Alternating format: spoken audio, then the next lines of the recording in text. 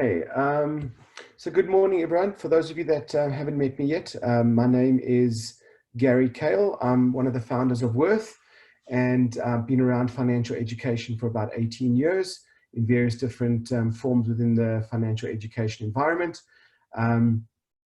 We have developed Worth, which is a purely financial education business.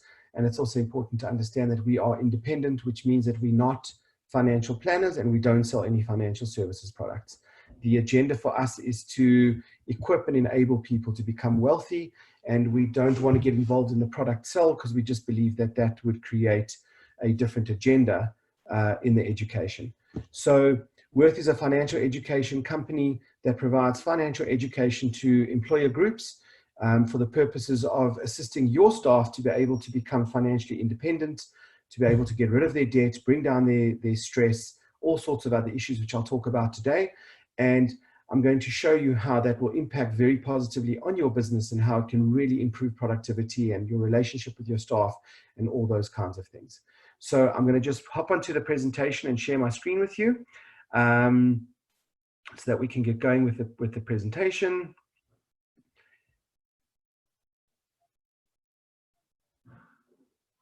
There we go.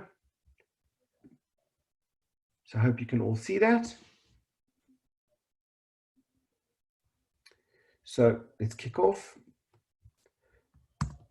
So what we promised you for today was that we're going to show you how what a financial hangover looks like in your business. In other words, how the effect of having employees who are experiencing serious financial problems is creating what we call a financial hangover for your business, and how to measure financial wellness. We feel that it's really important because we know that a lot of your businesses may have existing solutions that you already have in place to assist staff with various different issues that they may be experiencing in their personal lives. But what we feel is really important is to understand how to get a return on investment and how to actually be able to measure that, to know if what you are implementing is actually delivering on your expectations, both for your staff as well as for the business. And then also just to break down what the financial employee or the financial stress is actually costing your company. So this is us mapping exactly how the financial elements are, or the financial stress of staff directly maps into affecting your own business. And then when you do implement a high tech or high touch solution, how do you do that in a way that actually gets staff engaged, wants them to want to participate, gets them to actually complete online learning? Because traditionally these kinds of things are very, very difficult for businesses. And how do we get the largest number of people to get the maximum result from this kind of initiative? So that's what I'm going to talk you through today. To start off with, I want to explain sort of what the lie of the land looks like, and to say that in South Africa, 94% of the population work their whole lives and end up broke. So what that means is it's become totally normal for people to work hard at getting an education, work even harder at getting a job. And after all of that is done through a career of 45 years of really sort of deadlines, chasing, trying to do what they have to develop themselves, most people end up broke. So only 6% of people are actually getting to the end of that. And the real shock is when you really look at the stats, you'll see that it's not just the affluent who you would imagine earn high salaries who sort of sit in that bracket. What we are saying is that for the most part, most South Africans, regardless of what they earn, what they do for a living, what their job title is, what their levels of education, none of them are immune. What we will see, we train over 40,000 people a year currently. And what we see is that across the entire spectrum of organizations, people are experiencing serious financial issues and definitely not being able to end up with investments or assets that are going to allow them to retire one day. So the main driver of this is that people just don't save. So I know that may sound obvious, but if you take a look at the stats, you'll actually see how serious that is. So in South Africa in 2018, and in fact, this is the same stat as 2019, the savings rate in the country was minus 0.1%. So the zero is obvious, but the minus essentially just means that people, not only do they not save, but they're actually cashing in their position. They're cashing in what they have saved. So that actually means that people are actually going backwards. Sorry, somebody's just asking me a question on our chat. I just want to address that.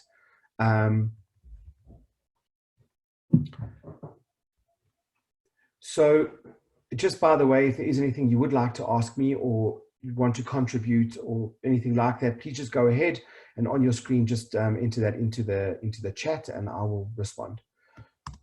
So the next thing is that the average debt to income ratio in South Africa, as you can see, is this is a slice of a salary.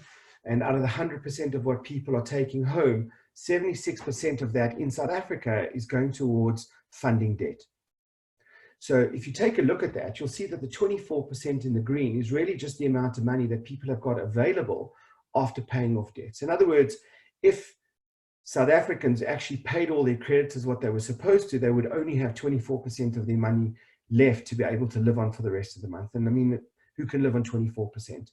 And that's why in South Africa, what consumers have learned to do is they've learned that the best way to pay off debt is just don't. So avoid the creditors as much as you can, kind of pay the one that screams the loudest. And I can tell you that in my early 20s, this was the formula that I used. It wasn't that I didn't want to pay creditors, it was that no one had ever taught me how to manage money.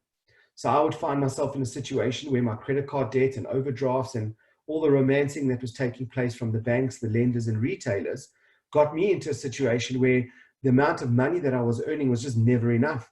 No matter what I did, no matter what job I did, no matter how well I performed or what bonuses I got, I just never had enough, because essentially the amount of debt just constantly kept growing, which is one of the reasons why I originally founded the business. I just couldn't find the answers to be able to get out of that kind of debt.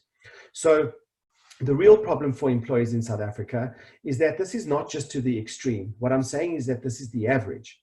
So the kind of stats that we see in South Africa, and I'm going to show that to you a little bit later in the presentation about how we measure this in a corporate, which are one of the very, very important markers for us to know whether we're succeeding within your business or not, or you are more importantly succeeding at actually helping your staff, is to understand what that level of debt looks like and how it comes down. But for the most part, the current solution that most staff have available to themselves are really only extreme solutions. In other words, somebody's already hit the wall. They're kind of closer to sort of 95% of their salaries going towards funding debt. And that would require intervention of things like debt counseling. And unfortunately, for the bulk of staff, they are more resonating around sort of 50% over indebted to 60%. So in other words, they're in a position where they really aren't making ends meet, but they're currently working in your business and really just sweating around, the fact is, how do I just come out every single month? And so what we're saying is that the bulk of staff, 60, 70% of what we see in our measurements of employers, in terms of their employee base, those are the staff that are sort of getting close to the edge. And the idea is that financial education should be aspirational and should be proactive. It's not something you want to wait for when the person actually has gone to a point where the education itself, yes, of course it will help in the long run, but in the short game, it's not going to actually help staff get back to their desks and get them really focused. So what I'm saying is that the staff that are, it's sort of the 60, 70% of the bulk of people who work for you, those are the people who really need this so that we could get them on track, bring down the stress, increase the affordability, and that's what this is all about. So the question is do you have any idea of how sort of the financial dis-ease of your staff is translating into your business? If you'd like to I'll give you just sort of 30 seconds there. If you want to just add any of your comments into the chat for me. So if there's anything specific you want to mention, I can answer that for you. Let me see. I've had one response here. So what we're seeing is that there's an increase in salary advances. Yes, certainly. So as staff, I'll show you the two stats later in the presentation where we find that staff are unable to actually, once they are in debt and once they do have a reasonably high level of debt, what they find is that the debt is continuing to rise on the one hand, and a very high percentage, nearly about 70% of employees are finding that they can't afford to live on their salaries. So they're actually spending more than they earn. So the point is, when you take those two things and you look at the fact that the debt is increasing and they're spending more than they earn. So when people spend more than they earn, what that means is that they use debt to fund it. So what that really means to your average staff member is that the amount of disposable income they have is shrinking. And that's why you'll see an increase in staff advances. Let me just see, we had another comment around this. people are taking a lot of time off work, and you're experiencing that's becoming a challenge for your business. So we certainly see in businesses that have very high numbers of staff, that the churn rate is increasing, as well as the rate of absenteeism is going up. So, those are definitely markers that you need to look at in terms of what is this actually costing your business. And, the unfortunate thing is, well, I guess it's fortunate, is that when we show you how the stats actually improve, you'll actually understand that we kind of are the only people that are able to actually say directly to your staff that a salary increase is not actually going to help you. And the reason I say that is because I'm going to show you a stat later in the presentation about, we're saying that the starting point, so we do pre and post assessments of all learners to show you what they look like at the start of the initiative and what it looks like at the end. And what we say is, and what we see is that when 70% of staff on average are saying that they spend more than they earn, what does that look like when we have finished with the intervention? And when you've implemented financial education properly, you will see that by being able to return such a high percentage of staff back to a normal, reasonable levels of cash flow, it has direct impact on people being able to come to work, absenteeism dropping down, the effects of massive stress and chronic stress because of the financial disease is also what's making people sick. So these are all things that have a direct impact in your business, and I appreciate you sharing that with me and giving me the opportunity just to sort of have a conversation around that. But I'm also going to break it down into other areas for you as well. So this is just anecdotal. I think that you might appreciate this. When we find that people are looking successful in the market, we kind of know that this is how they're doing it. I'm Stanley Johnson. I've got a great family. I've got a 4-bedroom house in a great community. Like my car? It's new. I even belong to the local golf club. How do I do it? I'm in debt up to my eyeballs. I can barely pay my finance charges. Somebody help me. Need a smart way to consolidate your debt? I'm Stan.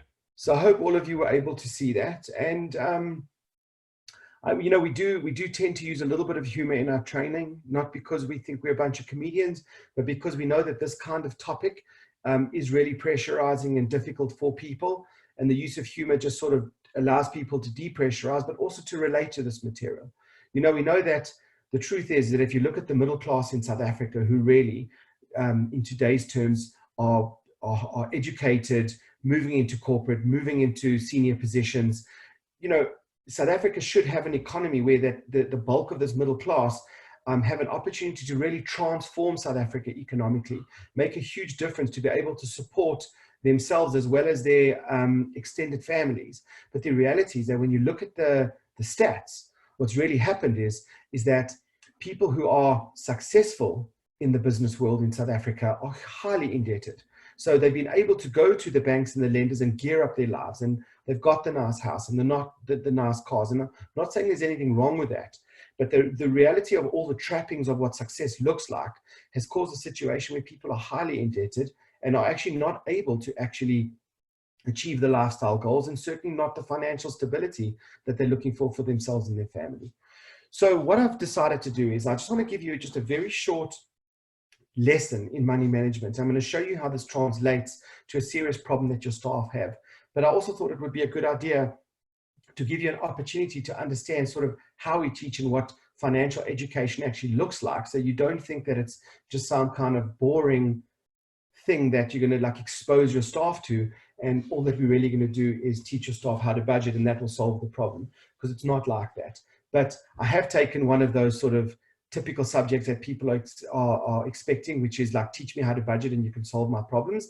And I'm going to show you how we can turn this on its head and show you how wealthy people actually budget, and the reason why they are actually able to move forward financially every single month, instead of just sort of sit in a financially stagnant position or a sedentary position and not be able to move and become stuck with bad cash flow and debt. So if I asked you all to just, whip out a piece of paper and say, please, could you do your budget? Then invariably what most people would do is they'd use this formula. You'd say income minus your expenses, and you'd see if there's some money left over at the end of that. And what we know from experience is that what people tend to do is that when they see that there's money left over after a budget, they tend to sort of look up the budget to make sure that you sort of haven't forgotten about any of the expenses. And in doing so, you kind of realize that, oh, actually, maybe you could actually buy that, or you could go away that weekend, or you are able to afford to go out that extra time in the month. But invariably, what most people do is they just kind of use this formula to work out how to blow their money. When they see a zero at the bottom of their budget, it kind of looks like, great, that sort of balances now, and I'm budgeting well. The truth is that wealthy people don't understand it like this. What they are looking for is profitability. What they want to make sure of is that if they are the ones that are going to be sitting in the traffic, getting up early, coming home late, running the deadlines, dealing with the stress and the pressure of what it takes to really succeed in the corporate world, they want to make sure that what they are doing is becoming wealthier for it. And when I say wealthier, I mean financially stable. It means that they are building up reserves of cash, of investments, so that slowly but surely throughout their careers, they're becoming freer and freer financially. And this is really all it is. It's not some majorly complicated concept that you need a financial planner to explain, retirement. It's really the point at which you have got substantial enough money to be able to start to draw your own salary from your own money every single month without having to go to a boss or, from your customers if you're sitting on this webinar and you own your own business. So what wealthy people are really focused on is making a profit. And making a profit really means just having that balance right of how much you earn versus your expenses and versus what you look like from a debt perspective. So let me simplify this for you. Financially speaking, you're either getting wealthier, poorer, or you're getting older. So there's three kinds of spenders. I spend what I earn is somebody who, for instance, if you earned, say, 15,000 Rand a month and you spend 15,000 Rand a month, but you didn't use any debt, you would be getting just older financially. So you would just be, every single month, you'd have 1 month less to be able to build wealth and build your financial independence with. If you were getting wealthier, it means that you spend less than you earn. But here's the key thing, is it's not just about spending less than you earn. It's about the fact that the money that you didn't spend gets invested into wealth. That is the key.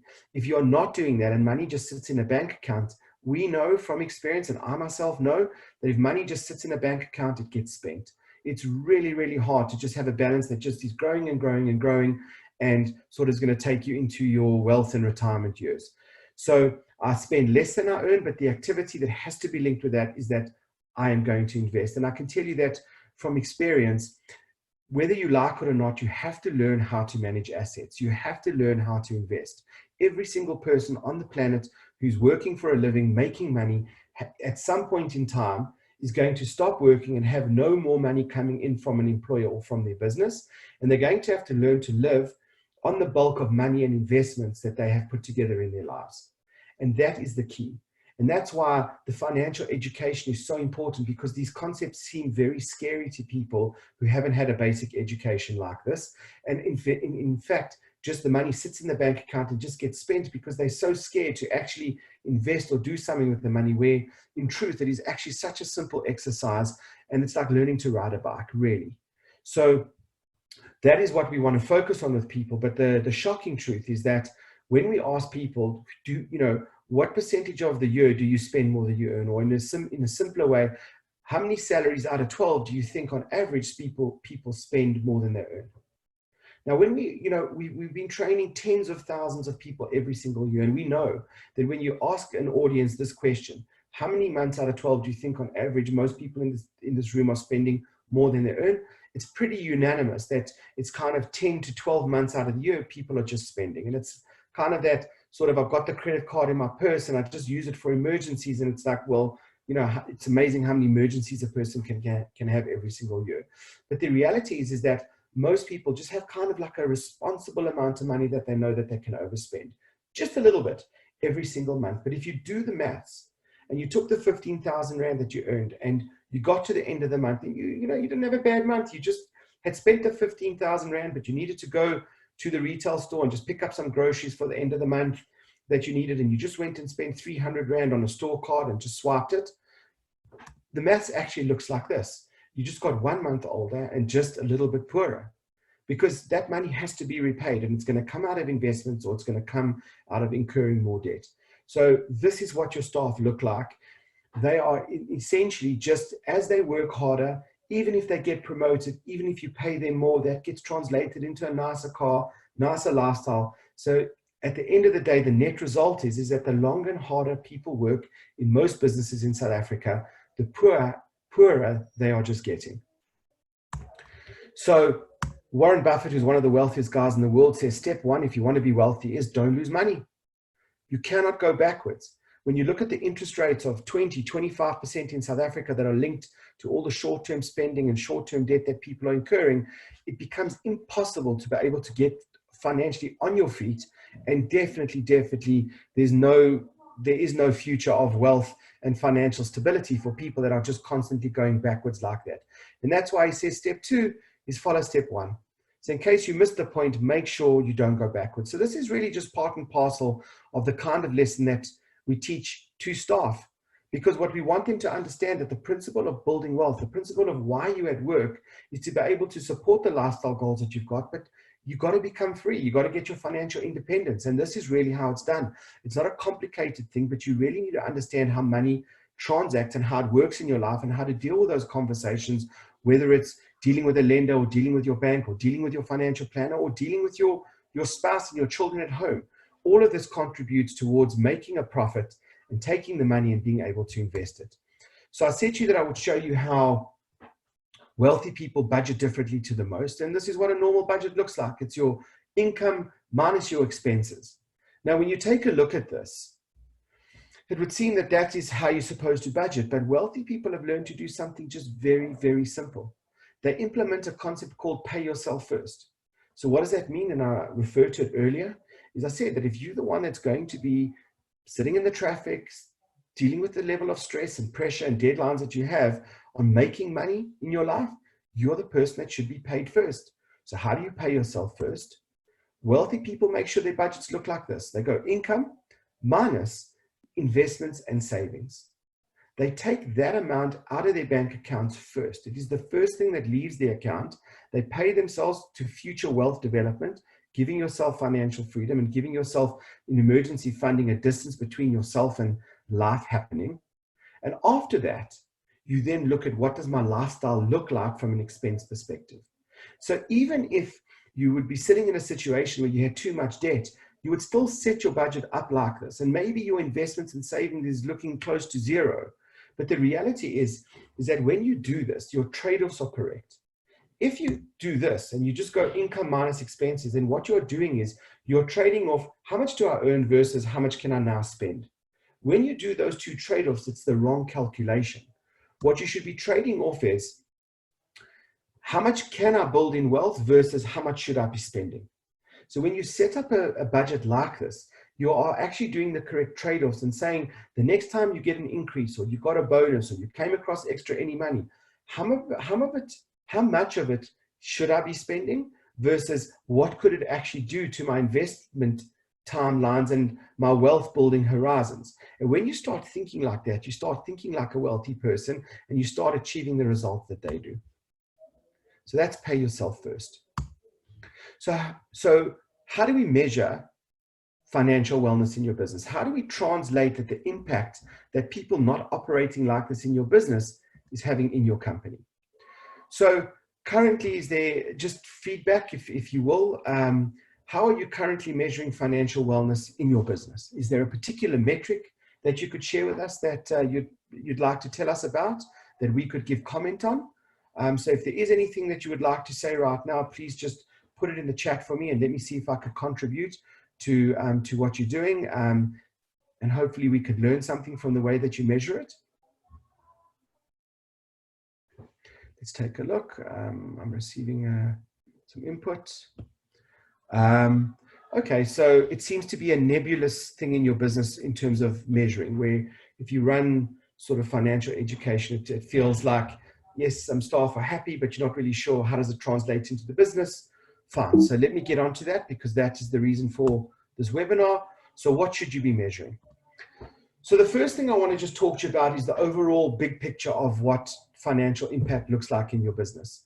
So we have a risk score that we develop for our corporate clients, and it's obviously low, medium, and risk. But let me describe to you what that looks like so that you can relate to what the different risk scores actually tell us.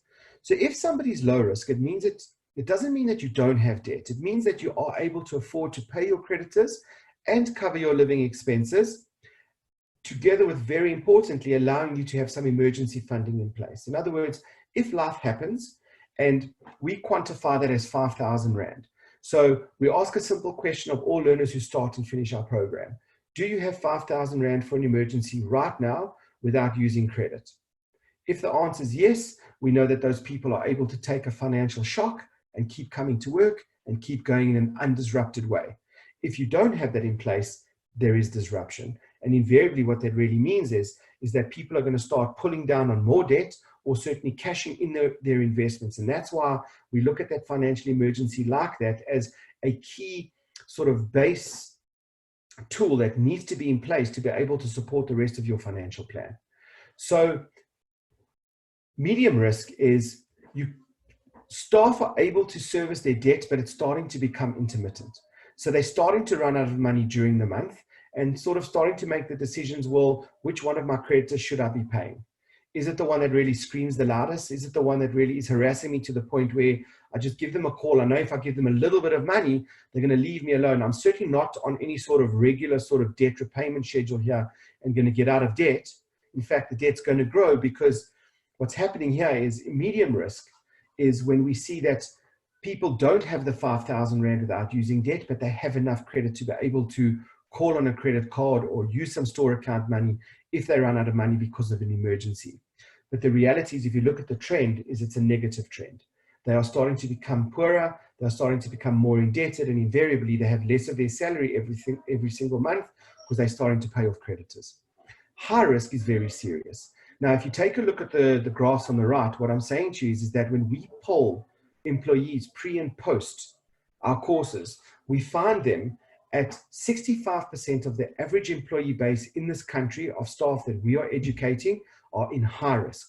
Now, what high risk means is that even if they have an emergency, they don't even have the 5,000 Rand in credit to be able to solve this problem, which is why salary advances, calling on family, calling on mashonisas, loan sharks, as well as payday loans, which have massive interest involved and doesn't really solve the problem. So another factor of high-risk employees is that they run out of money very early in the month. So you have this high-pressure situation of staff coming to work, sitting in meetings, looking at the goals that the company has, and really just doing whatever they have to try and meet their KPIs, but they're kind of on automatic. It's not coming from a place of feeling that there's a commensurate exchange of value here where, you know, I scratch your back, you scratch mine. I come in, I work really hard. I bring my A game to work every single day. And in return, I'm receiving funds and I'm enjoying and experiencing the lifestyle that I'm looking for. It's really the opposite. What's happening is that staff are finding that their salaries just aren't enough. So what they're doing is they're blaming their salary for the financial problems that they've got.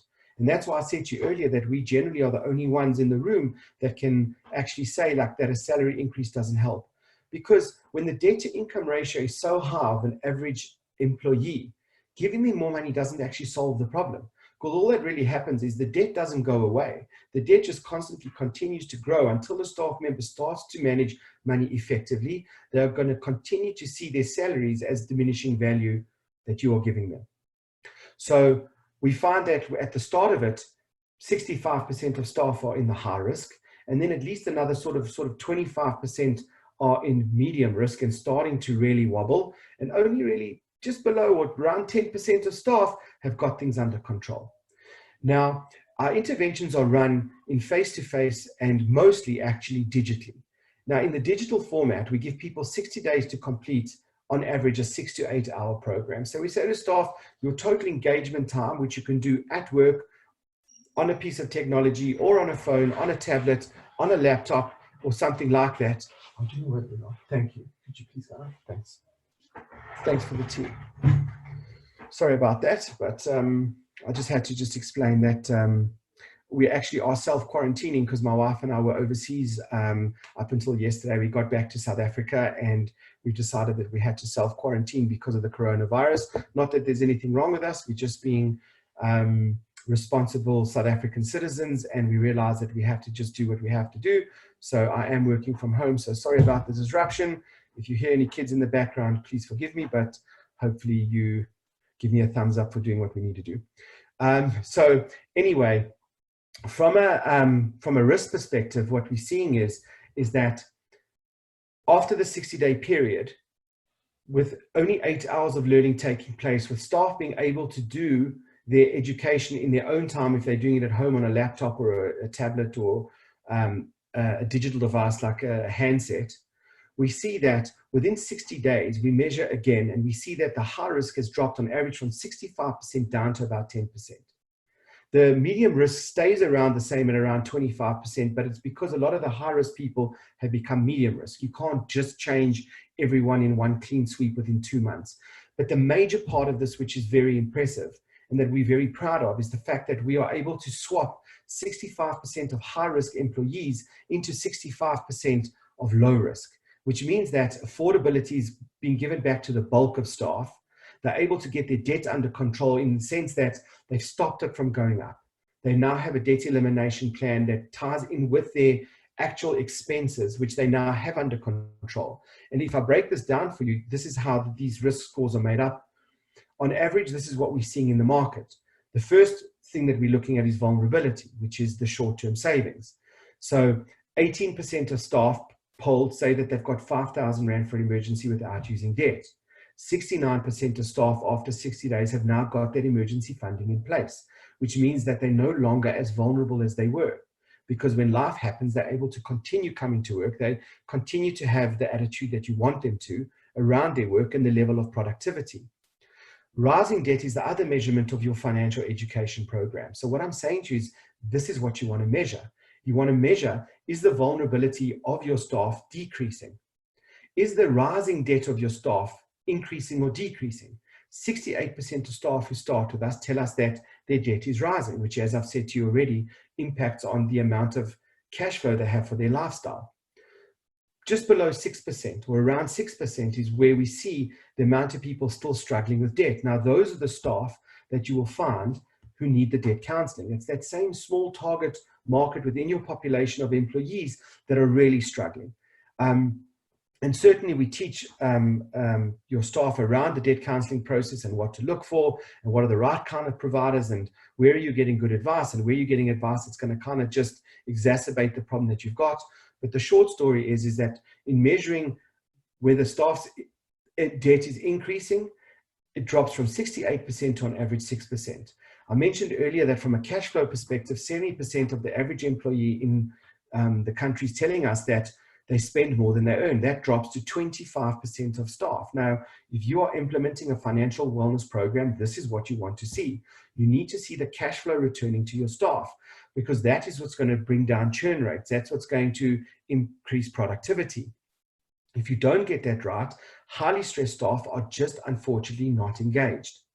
From a knowledge perspective, from an education perspective, obviously we see that staff, and we would expect a low stat like this because most South Africans have never had the opportunity to get a proper financial education. 8% of staff say that they know how to improve their financial situation. The other 92% are saying they literally don't know how to improve it. They've tried job hopping, they've tried getting an increase, they've tried, none of it works. 97%, we're proud to say, of staff that complete our program say that they're now confident and understand how to improve their financial situation. So it is a measurement, and it's obvious with education, but the other stuff is not just about saying being paternal or maternal about this and saying, you know, we need to spend money on our BE scorecard. Let's just spend some money on education. Let's tick a box. What we're saying is let's go further than that. Let's actually make sure that the financial position of staff actually is improving and has a direct impact to the return on investment that you're getting from staff in your business. So 63% of people tell us that they are worried about money daily and weekly, and 56% of staff are overwhelmed by the amount of debt that they have. So post the 60 days of us running our program, 16% of staff are still worried about money or daily, which is to be expected, but that is still a phenomenal change that we see in our programs. And 19% are still overwhelmed by the amount of debt, which, you know, when I showed you the amount of debt that people have in South Africa, you can expect people that even if they do have a plan to still be highly distressed around the amount of debt they've got, but certainly that is a massive improvement. So let's talk to how do you specifically take these wins and actually calculate how much that could be saving you in your business. So here's a simple calculation. PricewaterhouseCoopers did some very detailed research into the impact of financial dis-ease and how that's having an effect on productivity of employees. And they calculated that 49% of staff spend 3 hours a week or more distracted at work because of financial issues. So if you actually calculate that, you'll see that 1.5 days of the month is spent on looking around to get a loan, the impact that it's having on the family, on debit orders not going through, just all these typical things that staff are doing can burn. If you had a company of 200 staff that were earning on average 12,000 Rand a month, that would we calculate an hourly rate of 70 Rand per hour per staff member. And we would calculate that on average in a business like that, you'd be burning around nearly 1,200 hours a month because of staff distraction. And when you actually amortize that out, it's 83,000 Rand a month of impact on your business, with nearly R1 million of expenses due to just a loss of productivity due to distraction. Now that's just presenteeism that you're measuring, of staff being at work but kind of not 100% engaged. We will provide you with this presentation, so you don't have to scribble down these calculations, all this information. We're going to make this webinar available to you afterwards so that you can take your time and process through the different information that we're giving you. So staff who move forward financially, the impact that it has in your business is that, as one of you have raised, you're experiencing a knock-on effect on your levels of absenteeism in your business, which has a direct impact on productivity. What you want to see is, what is that really costing you, and how much of that is coming because staff are saying, I can't afford to come to work, or staff are just so stressed out that they are just getting ill all the time because of staff. If you talk to a lot of the specialists that are managing the physical, emotional, and actual health and wellness of your businesses, you'll see that a major driver of the high blood pressure, of the drinking, of the just sort of dysfunctional behavior and sickness that's coming from stress, a huge percentage of that is being driven because of the financial distress. And if we can solve that, you bring down all those other metrics. So the churn rates, a lot of our clients who've got big call centers and things like that are experiencing that for staff, just to get an extra 1,000 or 2,000 Rand a month, they will leave employment, they'll leave opportunity. They might have been there, built up a great track record, you love working with them, they love working with you, they're leaving. And the cost of recruiting A players in your business and training them, and the brand damage of having new people in your business, you can actually just cost that. Like, what is the recruitment cost in your business? And if you could bring down recruitment, in other words, we implement a financial education program, you map, besides the changes that we're showing you, the return on investment of showing you huge changes of your staff improving their financial situation, you want to be mapping the percentages of absenteeism and how did that poll against these improvements that you're seeing with your staff? What did your churn rate look like? When you take other aspects in your business, you may or hopefully not have experienced this yet, where you lose significant senior performers in your business, where they take potentially IP and are going, intellectual property, and are going to competitors of yours because they're negotiating packages in a market where staff are saying, economically, I need a salary increase. If I don't get one, I have to leave. The problem is, as I've said throughout this presentation, is you're talking to a person that's highly indebted. If we help them just bring down the level of debt that they have, you'd substantially increase the amount of cash flow they've got to have the lifestyle they're looking for, and decrease the stress and let them focus and stay where they are. But unfortunately, the truth is that they may want to still hunt because the short term they're looking for that extra pay package. But if their debt to income ratio is high, it's not going to get better. There is a small percentage of people that on their own, without really understanding what to do, are going to be able to change that kind of situation. Even with money, throwing money at this problem doesn't solve the problem. And that's why in a lot of companies, there's this huge salary increase demand. Now, we all people, and of course we would all like to earn more, but I'm talking about a dysfunctional amount of salary increase demand, where people are just not coming out. 70% of staff saying that they spend more than they earn and can't come out on their salaries is a seriously dysfunctional amount of people. And that's why bringing that down to around 20-25% that sits in that sort of population. Of course, we want to continue to provide ongoing solutions and ongoing education to that problem to further reduce that. But to take it from 70 to 25% would make a marked difference in your business and the vibe that you have in your company and the value proposition that staff are seeing in their salaries. From a garnishee perspective, of course, you want to see that staff are able to actually, for the first time, be able to put together a proper financial plan and a debt elimination plan that now includes their garnishee program and all the debt repayments. In other words, staff finally, once and for all, actually approaching the business and not just letting people garnishee them into oblivion, but actually coming and saying, I've actually put together a debt elimination plan. I'd like to contribute a little bit of extra money towards getting rid of my garnishees. And then, of course, in some businesses, it's the cost of your loan book. Depending on the size of your business, you could have a huge amount of money in salary advances, as one of you mentioned earlier, that is now contributing to a huge loss of opportunity for you, in the sense that money should be invested into growing your business or simply just invested with reasonable returns for the company, is sitting, being deployed into staff over indebtedness or just trying to keep staff going and the interest cost of just holding onto that money. So hopefully these are some pertinent points that you could actually use to sit down in your HR department or potentially sit with a financial manager or CFO of your business and actually work together to group a report that manages the impact of financial education on the staff and the improvements that you're seeing from an HR perspective, and map that together with real financial metrics that's being reported from the finance department in terms of what you are spending on recruitment and training, or from an HR perspective, combining it with what you might be losing in terms of top performers in your business. You could really actually build a very informative and very rich report around how this kind of initiative actually has a direct contribution towards building profit for the business. So staff who move forward financially received increased value from their salaries. I'd like to just summarize this for you. They're more loyal to your company. I can tell you now that one of the muscles that we've developed in the business is that we look for major game changes of staff, lives changing. And we actually, as part of our engagement team, we actually have so many people writing in every single day about these massive changes that it's actually part of their KPIs to channel that around the business. We have a mail that goes around every day of the top testimonials that we have found in the market for the day.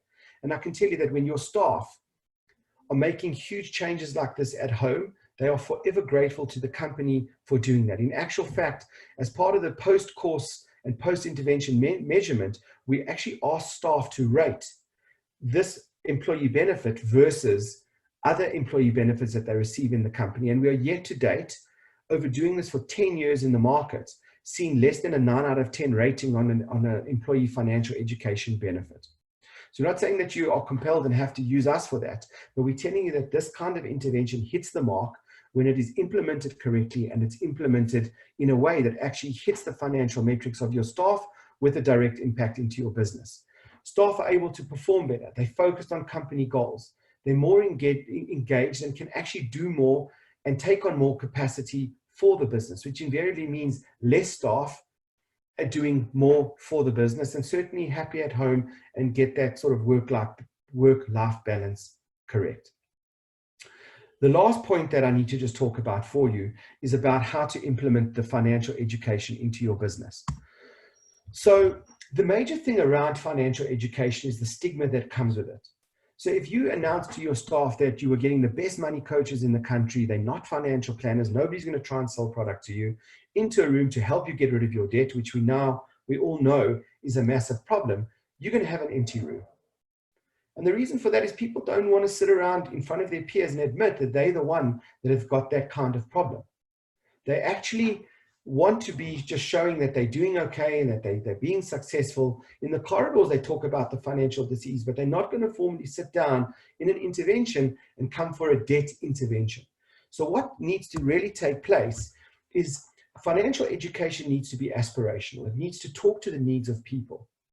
And they need to relate to it. So the financial education that we're deploying into our employees at the moment is we have 3 different options. We have a Wealthy Me program, which is for staff that manage money on their own. They don't necessarily live alone, but they really want to know, how do I manage money for myself, by myself?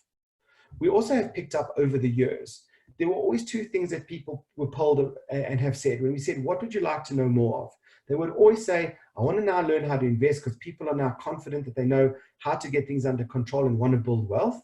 And the second really important and very interesting observation is they constantly were saying to us and continue to say to us, I wish you would have taught this to my partner. So what we found the interesting problem is that sometimes when people are learning, and in actual fact, it's quite a high percentage of the time, when people are learning about money at work and they're learning to become better money managers, they still struggle to go and have that conversation at home with their spouse and their family. So we developed over many years an approach to actually teaching people how to manage money in a relationship, which is called our Wealthy Couples Program. That is all packaged together into what we call a Wealthy Workforce Program. So it's not just about issuing education in the business. It's also about creating an actual full-blown employee financial education that talks to the values of your business, which says that you don't want people just coming to work, having a career and leaving with a shirt on their back. You want people to add value to the business, and you want them to feel that the business has added value to them. And in so doing, the business will profit and the staff will profit in their own lives. So the Wealthy Workforce Program, what we've done is we've taken a lot of the thinking and the work out of it. We do know that from a corporate perspective, everyone who looks at our solutions is already working at 120% capacity. So from a deployment perspective, we have a face-to-face approach. We have our online that I've been talking about. We have ongoing education. We also have 46 Boston colleges around the country that deploy our financial education.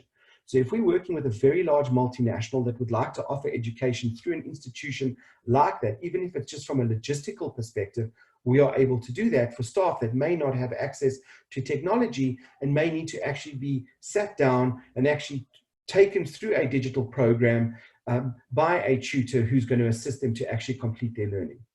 From an implementation perspective, as I've just said, we provide all our clients with what we call pre-launch campaigns to actually create a build up to this kind of thing. So what we're not saying is just put people into a room and just start educating. What we're saying is this is an amazing internal branding opportunity for the company to say to staff that we want more staff achieving their financial goals. We want you to build wealth. And for that reason, we are implementing a new service, and we provide all the emailers, SMSs, posters, whatever it is that we feel that you need to be able to communicate this and communicate that there will be a launch of this new benefit happening on a particular date in the company. We actually come in, we send in our teams to come in and actually help you launch the benefit, because one of the major things that we've learned over time is don't make financial education compulsory if you can help it. So if you're not a financial services company that has to have staff doing financial education courses to comply with CPD regulations or any of that kind of legislation, then don't make this kind of thing compulsory. What you want to do is give it as a benefit, because you certainly don't want to be paying for people who don't want to use this opportunity. But the other important thing is that this is a personal gift.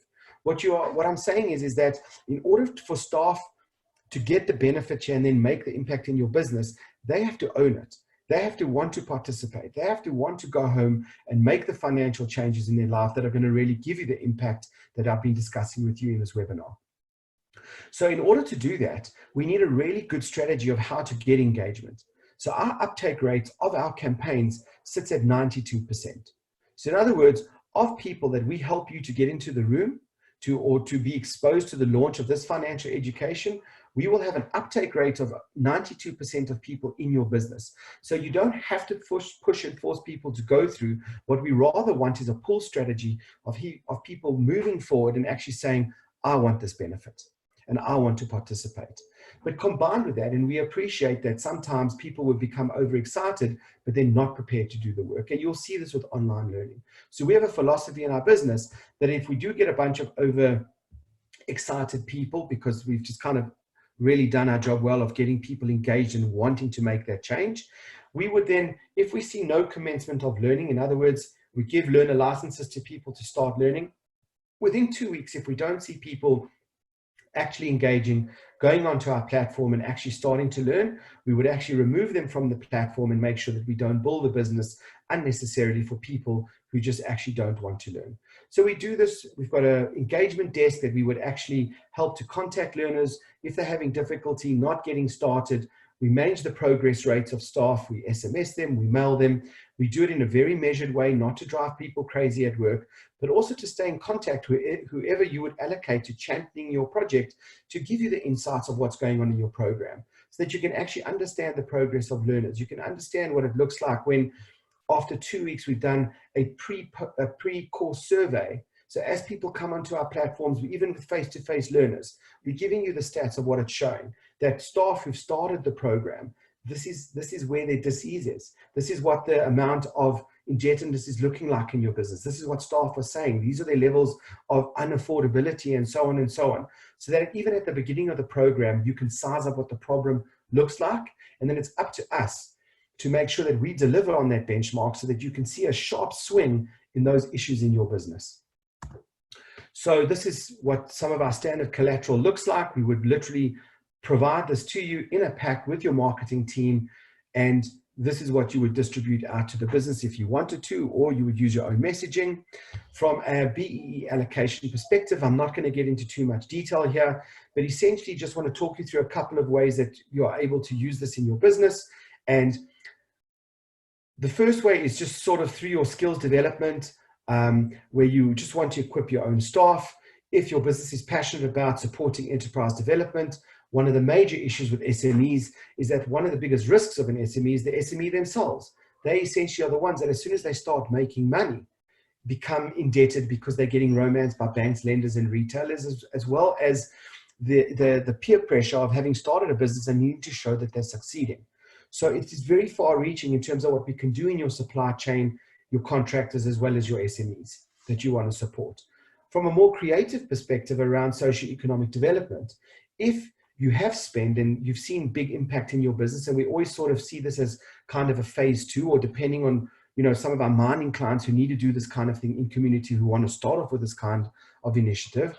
But what we're saying is if this is the kind of spend that you want to make on an annual basis, you can actually take this and make a further impact on your staff by not only having impacted your staff's life, but starting to actually provide this kind of financial education. Because of our reach around the country, we would be able to actually train the spouses, friends, and family of your staff to be able to impact the circle that they have around them of friends and family who are also putting financial pressure on your own staff members. In fact, the percentages, we actually poll for it in our post-course assessments and ask, is your financial situation, are you in a financial situation, a negative one, because of your friends and family? And 42% of people who finish our courses say that because of family tax and this kind of issue, they are struggling to make ends meet. So part of our ongoing education that we provide to companies are courses around specific courses for women-related issues, children, teaching your kids about money, family tax, and all those kinds of areas where we can add future value and really just sharpen our own pencil on being able to help more people in your business. So I'm going to just run you through just a short video of what our own clients and learners say about our business, because sometimes it's even better communicated from more mouths than from our own. And I just want to show you the kind of impact that this is going to be able to make in your business and in your staff's lives.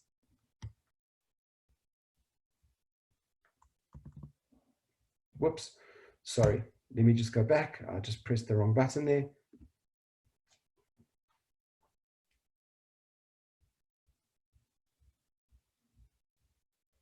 When people are not happy, it doesn't matter how much you pay them, they always believe that they are underpaid and overworked. Assisting my employees with a short-term solution by giving them a quick loan or an advance on their salaries is not going to help them. The issue was a money management issue as opposed to a lack of money. I think when people have financial struggles at home, it's very hard not to bring it to work.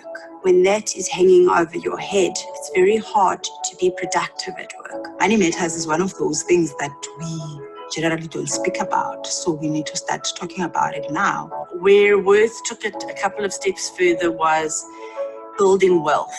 Once employees learn what it means to grow wealth and to become wealthy, I think their behavior changes, their attitude to their job changes. And I think that doing the Worth course has given a lot of people clarity on where they are financially and where they'd like to be financially. We're changing people's lives. We're not giving money in their pocket, but we're just stretching their pocket.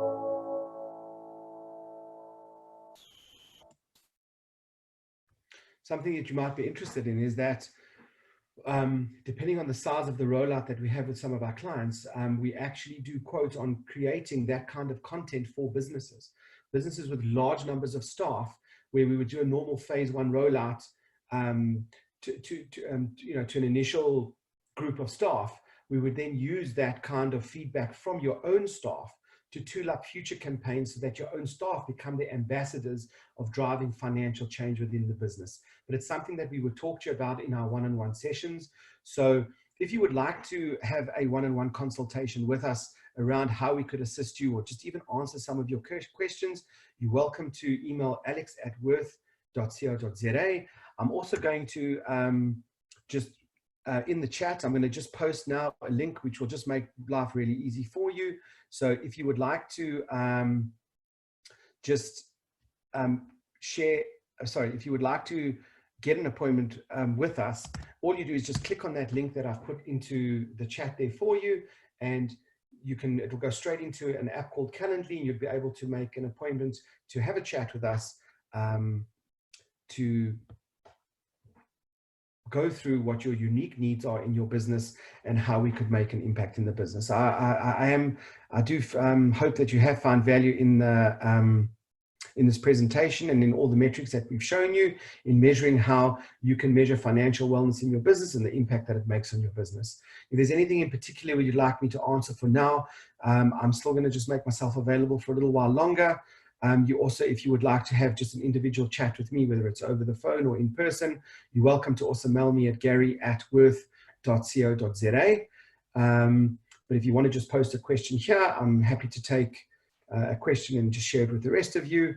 And like I say, if you do hop off the webinar now, we are going to mail you a link and make this available to all of you. So thank you very much for the time. I do appreciate you spending this hour with me, and I hope you found it valuable. There is a new message. It's a pleasure. I just got to thank you. So it's an absolute pleasure, and look forward to having future conversations with all of you. Thank you so much. I'm going to end the webinar. Have a good day and have a good weekend. Thanks,